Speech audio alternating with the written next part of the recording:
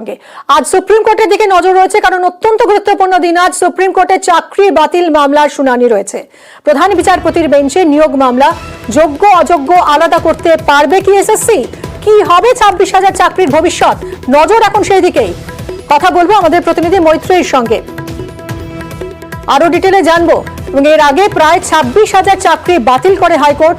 হাইকোর্টের নির্দেশে স্থগিতাদেশ দেয় সুপ্রিম কোর্ট। আজ শেষ হচ্ছে স্থগিতাদেশের মেয়াদ। সুপ্রিম কোর্টে চাকরি বাতিল মামলার শুনানি রয়েছে আজ। প্রধান বিচারপতির বেঞ্চে নিয়োগ মামলা। সুতোয় ঝুলছে এখন প্রায় 26,000 চাকরি। প্রায় 2.5 মাস পর আজ ফের সুপ্রিম কোর্টে হতে চলেছে 2016 এসএসসির প্যানেল বাতিল মামলার শুনানি। আজকের শুনানিতে যোগ্য এবং অযোগ্যদের এসএসসি সুনির্দিষ্টভাবে আলাদা করতে না পারলে কি হবে? কলকাতা হাইকোর্টের নির্দেশই বহাল রাখবে সুপ্রিম কোর্ট। নজর এখন সেদিকেই।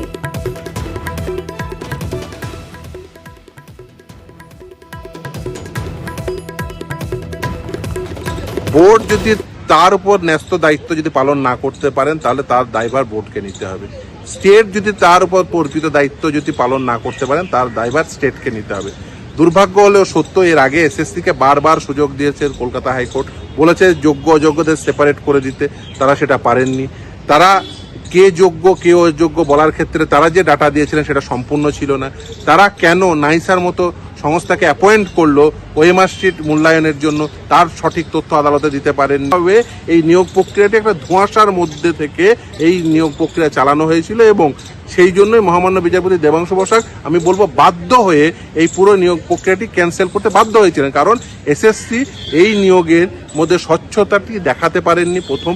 দ্বিতীয় হচ্ছে তারপরেও সুযোগ দেওয়া সত্ত্বেও যোগ্য এবং অযোগ্যদের মধ্যে প্রভেদ করতে পারেননি। ফের মূল্য